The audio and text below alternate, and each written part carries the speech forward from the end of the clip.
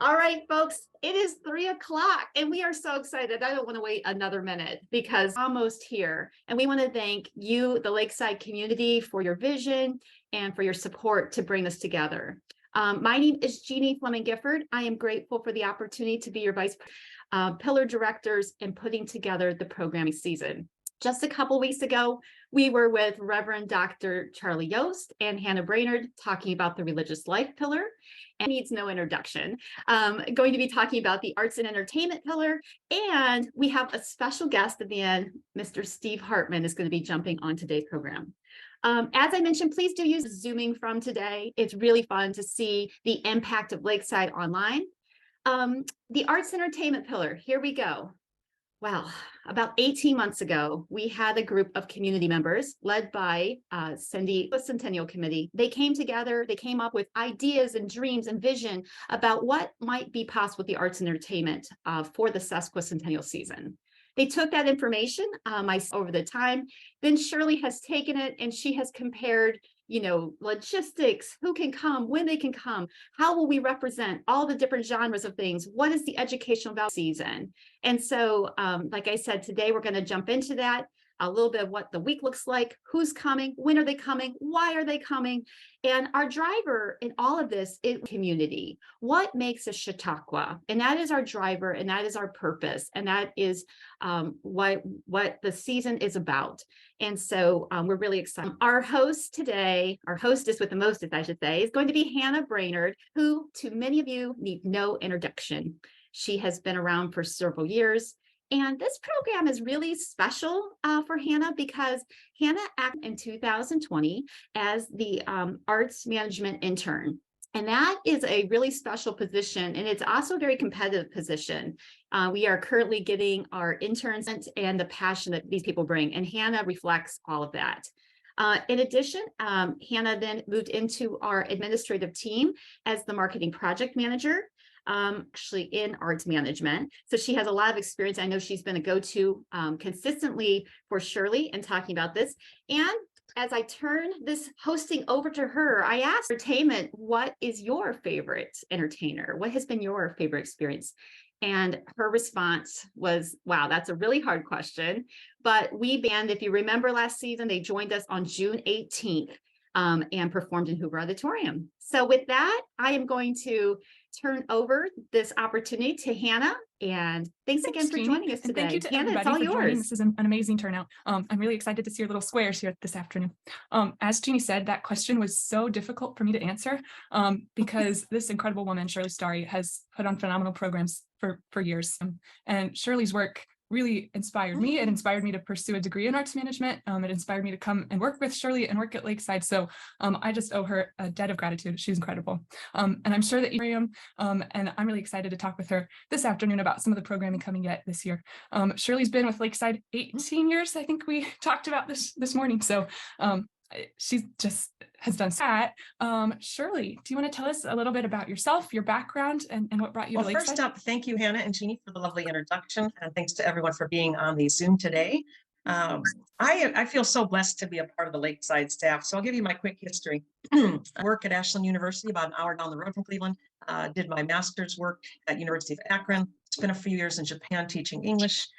Came back and at Ashland University, was hired back at Ashland University Student Leadership and Campus Activities Board and their Fine Arts Series. At that time, when I was in Ashland, I had the privilege of meeting Bill and Ruth Shannon.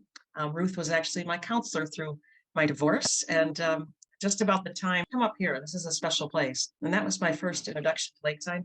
We've heard from lots of folks that this is a place of grace and healing, and that certainly was the case for me. It was about a year later that Ruth mentioned that Keith said, you'd be perfect for this job. And I thought, well, I don't know. I then met my husband, Bill, who grew up on Catawba. And I thought, well, maybe God has a plan in pulling all this together. And the divine intervention of God. Kevin Sibring was about to start the position. So I was one of probably his first hire. And that was in 2005. So I've been, I can't believe the years have flown by so quickly. When Kevin and I started that first year, that will be amazing. And there were lots of years I thought I personally might not get to Lakeside's 150th, but I'm excited that we're right on the cusp of that starting off. So now I'm here. Hoover is my home. It's just a very stop in Lakeside. That may not maybe a bit of a challenge for them, but for me, it's a great opportunity. That's true. It is a pretty cool job, and it's fun to see Shirley in action.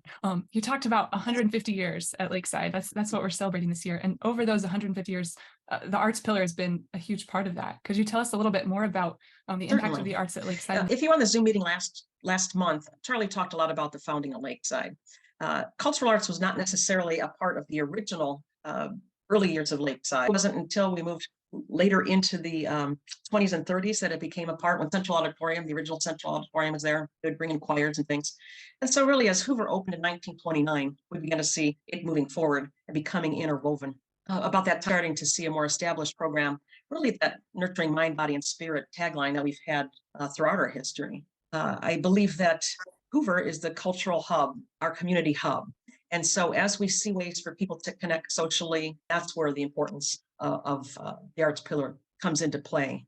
It is just an amazing, magical time to see an event happening on the stage in Hoover and young people coming into the lobby and just kind of theater, whatever it might be.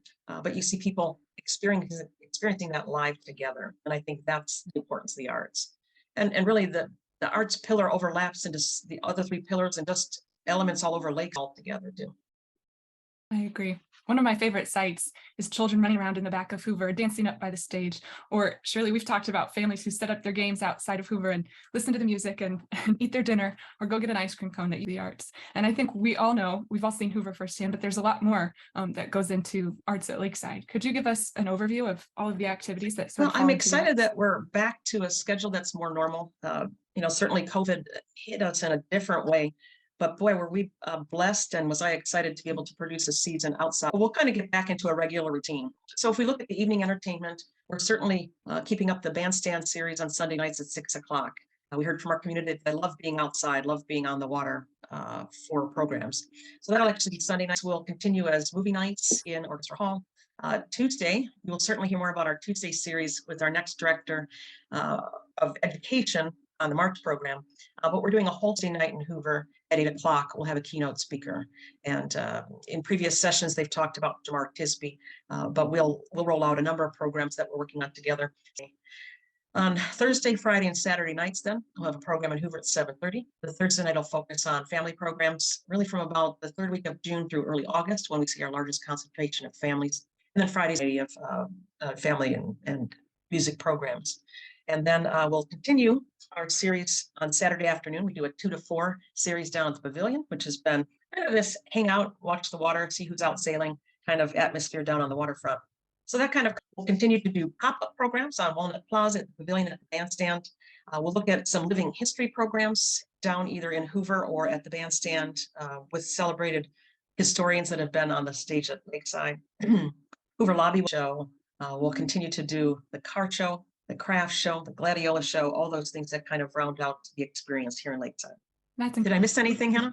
Oh, probably. well, and the symphony is part of the overall experience too. So that's Shirley, I really wish that you would just do some work around here. I mean, come on, that's no, it's incredible. Every time I hear you talk about it too, I'm like, oh my goodness, and there's more. I think a lot of people are curious, sort of what the Hoover, the bandstand, and throughout Lakeside. What is your process like? I think that is the number one asked question, and really it's a number of sources that kind of feed in. And I end up with this big pile of ideas, and then we start to sort it out and see what works for any particular season. I receive tons of that. Feel free to always email me or drop a note at the front office. But often our Lakeside community is elsewhere during the rest of the year when they're not here in the summer. And so they see things at their own home venues. And if they think it works there, feel free to go ahead and make us largest pools of ideas coming through. Every fall, I attend 2 conferences, booking conferences. One is Ohio and one is more regionally based. This year it's in Indiana in mid-September. And we have a 3-day deluge of acts, that opportunities in the morning, and we're still going at midnight. And each artist gets a little 15-minute segment to kind of show off their program. And so that's the place where I can talk to agents, meet with artists, talk to colleagues, and kind of begin the network of what might be out there. Colleagues at other venues that are familiar with Lakeside. Andrew Holseppel is down at Ohio University. And so he'll look at programs that he sees working at his, Janet Herman Barlow at the Stockard Art Center, Meg McDonald down at the Strode Theater in Defiance. And so once they know what Lakeside's about, because not every act is going to fit Lakeside, either physically on the stage to our environment here. And so once I have this pile of ideas, I begin to kind of slot them in based on what their fee might be. So I get lots of recommendations for big acts, everything from the Beach Boys to here. You certainly bring back Winona or other acts like that. So there's typically 3 tiers of pricing. One is the Beach Boys and Winona price. That's way up there. Maybe we could do 1 or 2 of those this summer. There's a lot that fall in the middle. And usually I start with the Saturdays, Fridays and Saturdays, and try and juggle those pieces because those are going to be the most expensive acts. And then plot in the family show. And then it all starts to come together. Pastimes is jigsaw puzzling. And so it's very ironic that I have a job that is basically putting together a jigsaw puzzle every season. When I'm looking at the schedule, I try and look at a variety Friday and Saturday going from May to September. If family were here for a week, what would that week look like? How could I make it as well-rounded, as unique, some diverse programming that happens within that one? So it's kind of looking at it both vertically and horizontally and beginning to plot things in. Then you throw in the artist schedule or what might be a routed date. So we will save money if it's all routed bookings. And so I talked to my colleagues at Kane Park, which is a summer venue, and some other places, Bayview, Michigan, the other Chautauqua up north of us, and say, are you looking at all of any of these acts? And both of us.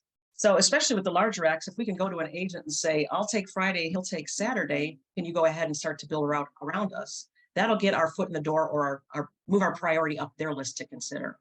One of the things I've noticed since on a completely different timeline than they used to, that their fees have gone up, maybe not exponentially, but they certainly have doubled in a lot of cases. And that in some cases, the fee has gone up because they don't want to be away from home as much. They got a feel for being home on the, some might live on the, or just don't want to be on the road as much.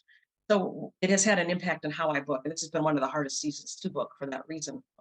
They just become, I guess, more satisfied with what they have, not necessarily out touring as much. So. And did they answer your question? I know I rambled quite a bit. And you talk about all these different networks that you work with, and it still amazes me. I've had the honor to go to one of those conferences with Shirley, and the number of people that use her as such a resource. So you've got a lot of information, and it always blows me. And you've got people who are like, oh, well, for Shirley, definitely. Thank you. So that's incredible. I have a quick question actually for the folks in the audience here. What are some of the favorite shows that you've seen? That into the chat while we transition, while I pull up my PowerPoint here. That'll be fun to see, Hannah. Thank you for asking that question. I know that question occasionally goes up on Facebook, and I'm not a Facebook follower, except when I need to find out something specific about a band or an event we're doing. I text and say, you better get on Facebook. They're listing their favorite entertainers. And that's fun. Oh, these are fun to see pop up. Steve Hartman. Yes, Bonnie, I agree with you. Sons of Sarah Dipp, the Duttons, John Tesh, the John Denver. Oh, Susan Six Appeal. I gotta put them back on the list. Yeah, I saw that somebody popped up the Bee Gees live show that we inserted in for a canceled date. They were rerunning the top 40 from 1978, which was the height of Bee Gees media.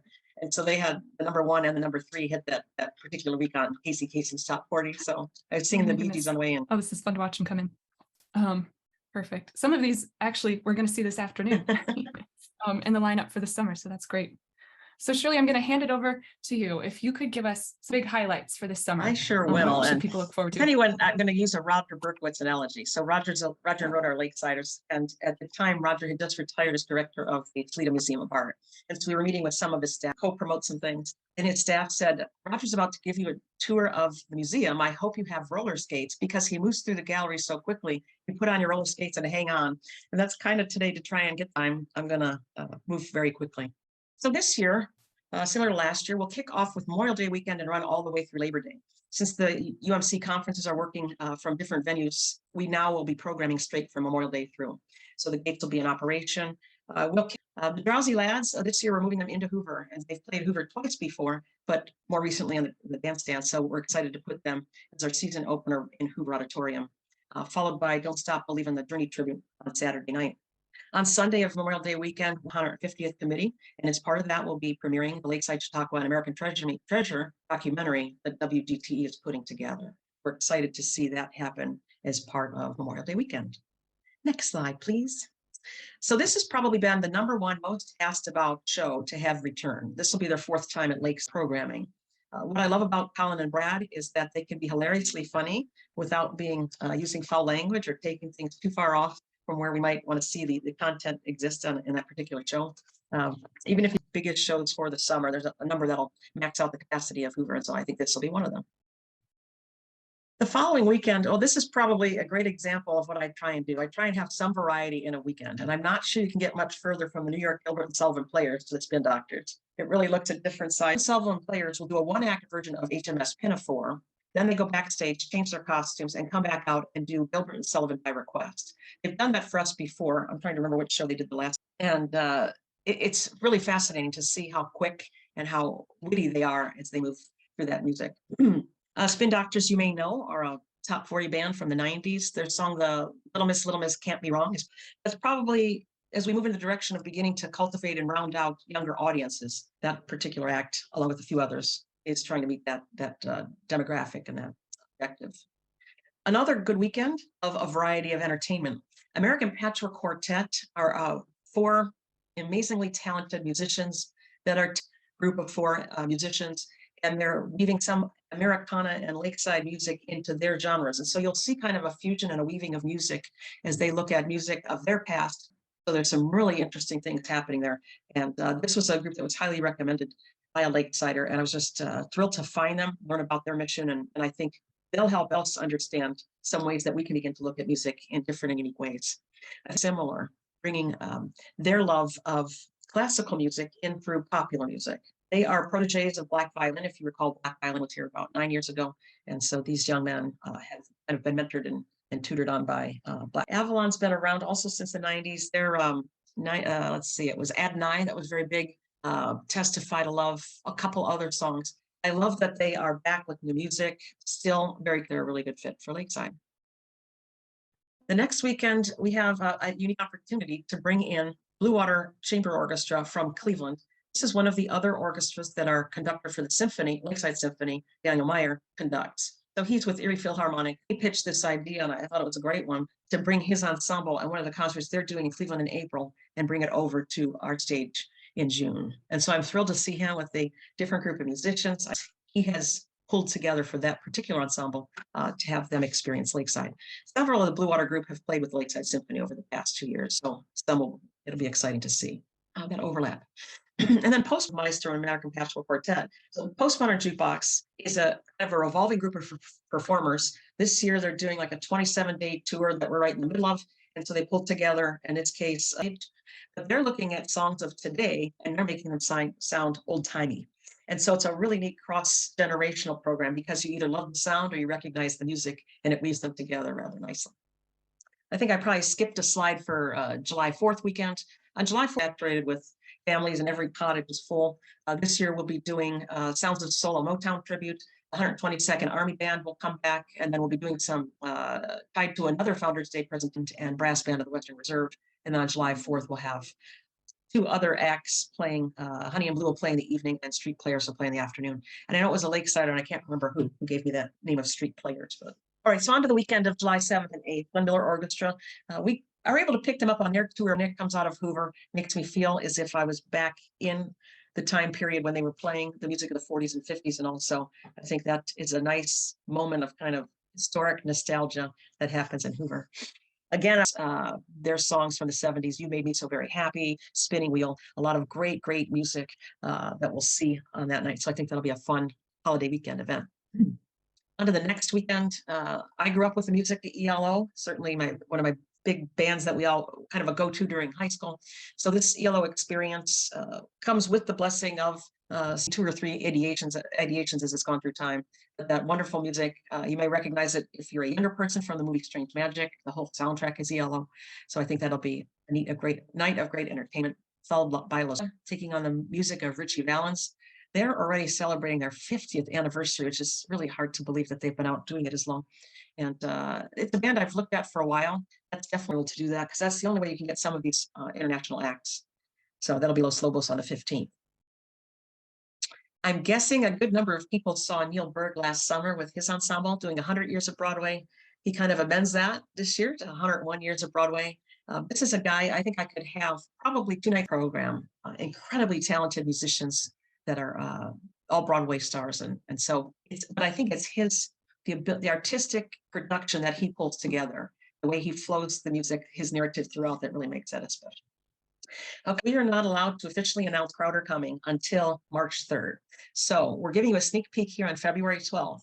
You cannot put it up on Facebook or anyplace else for another 3 weeks. So I asked that our agreement was that we cannot announce it until after that date closes, so they don't have a challenge selling tickets. But I was not familiar with the music of Crowder, but several people, Lakesiders, have been talking about Dave Crowder Band, and I said, I should really check into this. Come As You Are, I Am, or some of his big songs.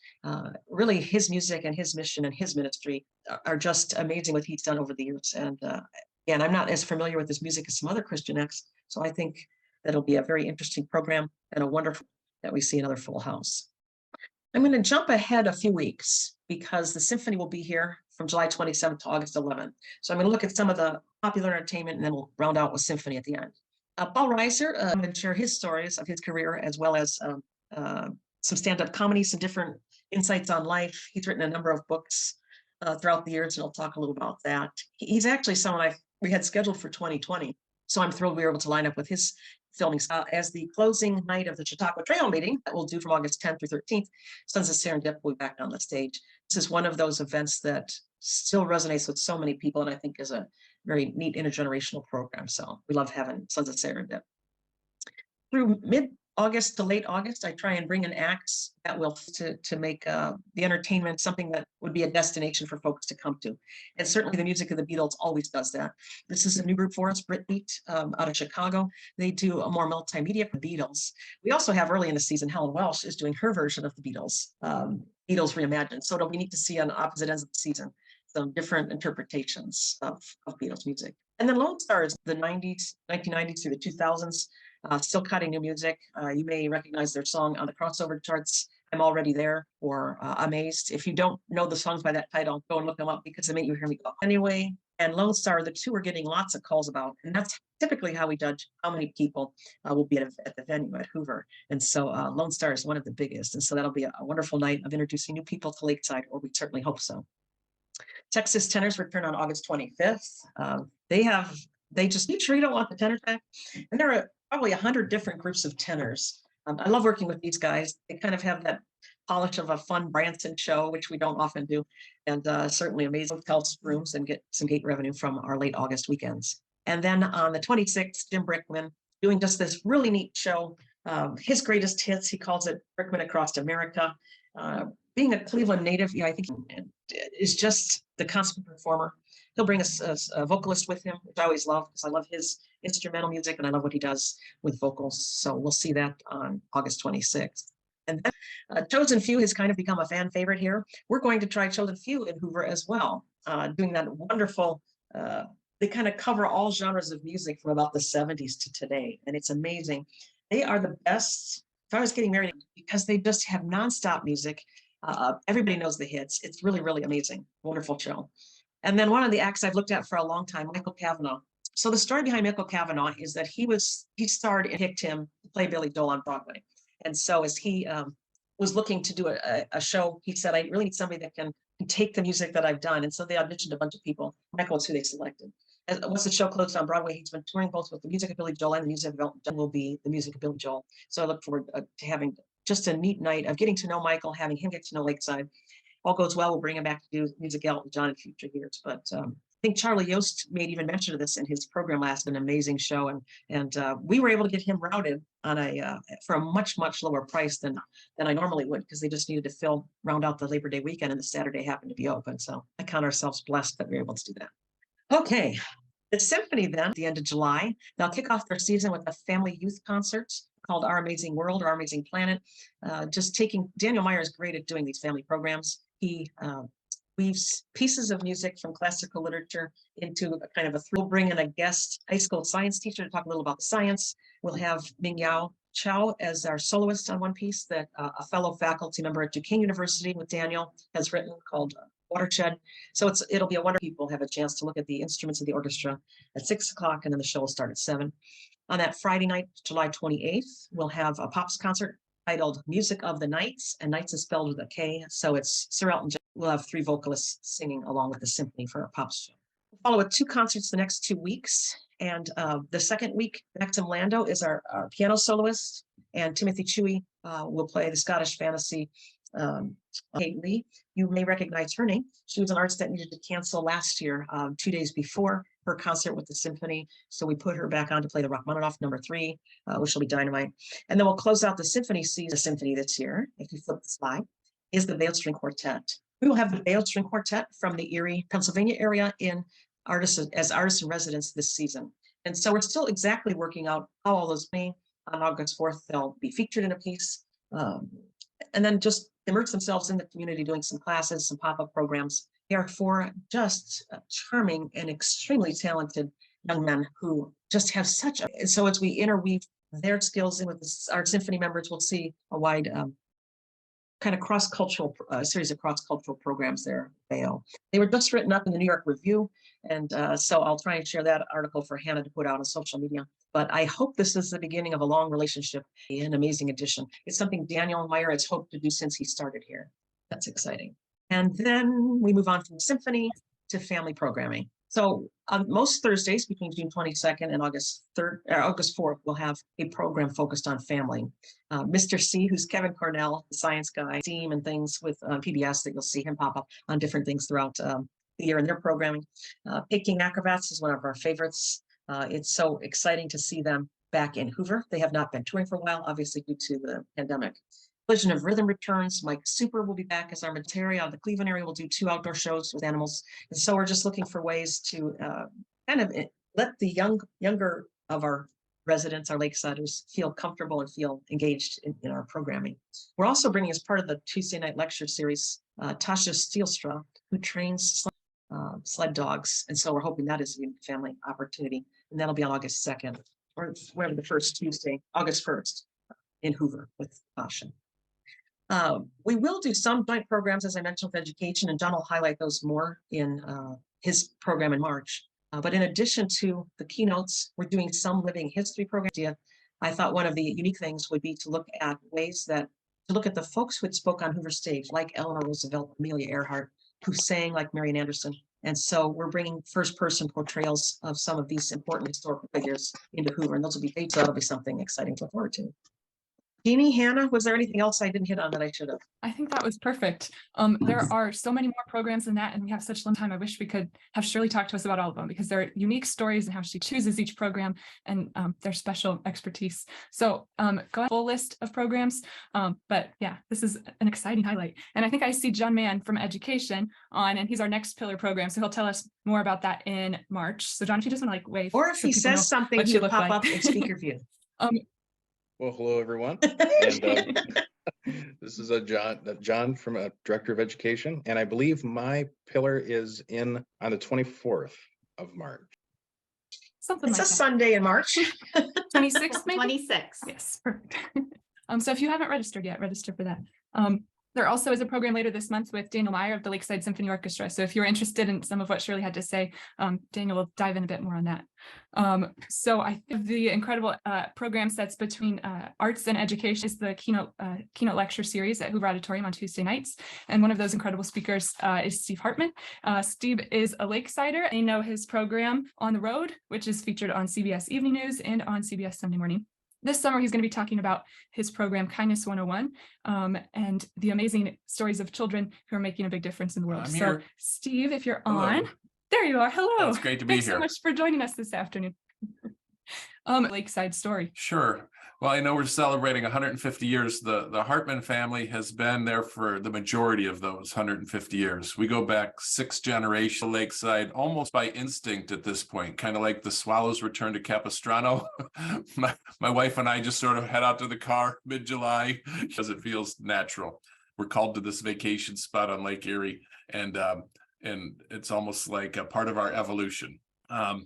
The tradition for us started with my great-grandmother, but is now Rockledge. It was called Rockledge then too. And my mom would come up and stay with her as she worked. And eventually my mom worked at the Abigail restaurant, Lines, on the outside of the building. And you never wanted to order peas because the floors were so crooked, they would roll off the plate. But it was a very quaint place because, it wasn't known for its food necessarily. And they brought me one of those little bowls of green beans, and I said to the waitress, my compliments to the can opener. And my brothers laughed, not laughing at all. So, but she worked there for a long time. We stayed at a few places over the years, We've never owned. We camped up at the campground a little bit in tent. It felt like splurging. We would go to Worden's across from Hoover there, where Laura Worden, I think, charged us $25 a week. And for that reason, you know, my dad had an opportunity, and he thought, why would I spend $5,000 when I can rent a place for $25 a week? So therefore, we never bought a place. I inherited my dad's real estate in I offered $310,000 for it. This is probably 30 years ago, and they wanted $325,000, and I said no. So therefore, we'll be back in the campground again this year. But you know, although the places we stayed were always temporary, the memories have been permanent. I remember sitting in that barber chair on Worden's porch. Me go anywhere on my own was from Worden's near Hoover to the grocery store, which was where Sloopy's is now, by myself. I remember every step of that walk in the ice cold waters of Lake Erie. I remember shuffleboard, certainly. In the corner there, I have 4 Emmys and a whole bunch of Murrow Awards and a lot of other things, but nothing there means as my board trophy. So Lakeside raised me, really. And now my kids come there. My son is a 3-time Lakeside shuffleboard champion, and an evolutionary process that draws us back there every year is going to continue. It'll be the 7th generation when their kids start coming here. Steve, I love that story. And I love that you said Lakeside raised me. I feel a lot the same way. I watched a video of yours recently about shuffleboard, and there was a young kid who mentioned that he got into Harvard. Kid, I played my cards wrong. You didn't know that shuffleboard was the avenue to the Ivy League. So I'm working on it. I'm practicing this summer. That's great. Steve, could you tell us a little bit more about Kindness 101 and the program? Sure. Well, let me go back to the beginning of how this started. You know, I work for CBS News, and it's a bit of a geriatric crowd that watches that. With certainly a lot of medicine advertisements. So there's not a lot of kids watching, but I started to go into grade schools around the country, and they would know who I was every time I went into a school. And they would tell me, oh, Miss So-and-so shows your stories, you know, as part of social emotional learning or character education. This was not happening without me having any understanding. And parents were looking for ways to sort of, you know, keep their kids busy. We thought, well, why don't we just do a little, what we called it, Kindness 101, and we would use the stories on different themes like empathy. My daughter made these, you know, service, you know, things like that, because the CBS audience, you know, they can be categorized kind of into these themes and be used to teach life lessons. So we started doing those online for kids, the adults. It was mostly adults who were watching, and I'm talking to kids like they're in 1st grade, you know, so this was definitely not meant to bring in adults, but adults were watching. So why don't we just put this on the broadcast? So now, every so often, whenever we can get around to making a bunch of them, right here in this very room where I'm sitting right now, my 2 youngest, Emmett and Merrill, based on one of these themes, using one story, and we call it Kindness 101. And it has become one of the most important segments to CBS Mornings. And it just and I know Shirley talked about all these acts that are supposedly going to bring, you know, huge crowds. Well, this is gonna fill the place. There's going to be Peak and Kindness 101 on the road. If not that, hopefully we'll fill up half the place, one or the other. But so we're gonna do that. We're gonna show some stories along the themes, do that too. And I also want to explore something that is kind of been at the forefront of my mind for a few months now. In fact, I just did a whole hour special about this. Is like, what do we have to do to get kindness to go viral? You know, I've done, you know, stories about COVID. COVID goes viral. Cat videos, they go viral. Why hasn't kindness taken over the world? Because I think Lakeside is uniquely positioned to be the first place where kindness begins to take over. I've done a few stories where a good deed can just snowball and get bigger and bigger. Just as a quick aside, there was a guy, you know, 50 years ago in Houston, Mississippi. He was down on his luck, and he went into a diner, and he was homeless. Item on the menu and dine and dash. And the owner of the diner, you know, saw what was about to happen. He sneaked behind him and gave him $20 and said, you know, I think you dropped this. Of course, the guy didn't put gas in his car. He was living out his car, and he went on his way. And the guy thought a little bit later, he goes, that was an act of kindness. That $20 wasn't sitting at my feet, and I will pay it forward. And he did. He became a millionaire, and he became the first Secret Santa. A story I do every year about a wealthy businessman who gave away $1 million. The guy I work with has given away another $1 million. And you can see these stories online if you haven't seen any. They're pretty cool. And what amazes me is the one $20 gift, you know, really did change the world. So as part of our Kindness 101 lecture. I'm going to ask people, starting now, when they're at Lakeside this year, to do it. It could be, a lemonade stand to raise money for charity, taking aside a young kid on the dock and teaching him how to fish, buying groceries for a senior. Doesn't matter what. I don't want to out. Nothing may happen. But when you're done, you say, pay the kindness forward and let's see what can happen. And during our talk, I would like to show some either still pictures or video of whatever it is that Lakesiders have done. Now, kindness has already pretty much taken over Lakeside, pretty much, but we're going to push it over the top. As part of that special that I did a couple months ago, can you give me a formula for what it would take for kindness to take over the world? And she said that the problem is that every time you do a kind act for somebody, act in return. So all we need to do to get kindness to take over the world is do a little bit more than one act of kindness in return. And then kindness is everywhere. So Shirley can put word out again someplace else. We want to document those single acts of kindness at Lakeside so that we can show them. I'm looking forward to it. I think it'll be a lot really fun. I know Shirley talked about the budget and the big ticket items. She gives me a golf cart for the successful. I might pitch for multiple weeks of golf cart free rental. But as of right now, this is my way of thanking Lakeside and paying it does for my kids. A lot of the acts that come through there are some know Lakeside from their 2 or 3 days there. I know Lakeside. I know that audience really well. Not a chore. It's a blessing to be able to talk to them. So I'm looking forward to doing it again. I don't know if it's been 3 or 4 times. First time I had to beg Shirley to let me do it. Now she actually comes up and asks. Looking forward to it. Oh, that's too funny. Thank you so much for joining us. I'm really excited for the program and I'm excited to see what Lakesiders do because you said it's the perfect community for this. I mean, children can run around and that your kids are going to be safe. We'll talk about that too. Yep. So that's incredible. And we'll help get the word out to get other people into action. I think that's Shirley's act of kindness. Yeah, is the that's golf right. cart. Somebody's asking what date is She my talk? July 18th. July So 18th. save the date and spread the word so we Yeah. can pack Hoover.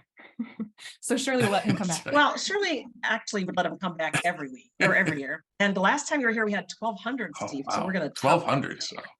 Yeah, it was crazy great. fun. That's incredible.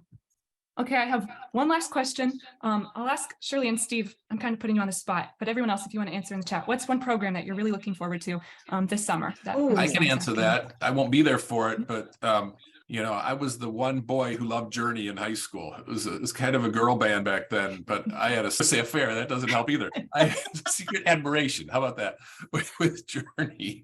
And I would dance around but I'm not going to dance to find out when my weeks are and then plan around it. I know she's got all these other reasons that she plots things but that seems useless compared So to asking Steve, me if you what I wanted want to them come be. on Memorial Day weekend, I could give you like Free an golf extra cart. golf pass. I'd even let you Oh do the my introduction for the band. You're Yeah. tempting me. I'm sure there's a Lakesider here that would drive to the Catskills. You know what? pick you up, One of the bring you shows here, I take you back. enjoyed best at Lakeside was Chip Richter. Just going in and seeing him and seeing the kids. That was like That's an amazing. emotional Thank you for experience for sharing me. that. Well, I don't know because there's so many different things I look for. One of the shows I didn't mention is the San Yupa Children's Choir that's coming from Africa, and the pure joy and love of music and sharing their gift. That'll be June, I think Sunday, June 11th, the second Sunday, I think. So Yep. things like that. That's right, can't Shirley, Sunday, June compare to- 11th. Yeah, yeah. Yeah, so they're all over the place. I don't have an There are answer. too Hannah. many How good about that? ones. It's impossible to pick. That's a good problem to have.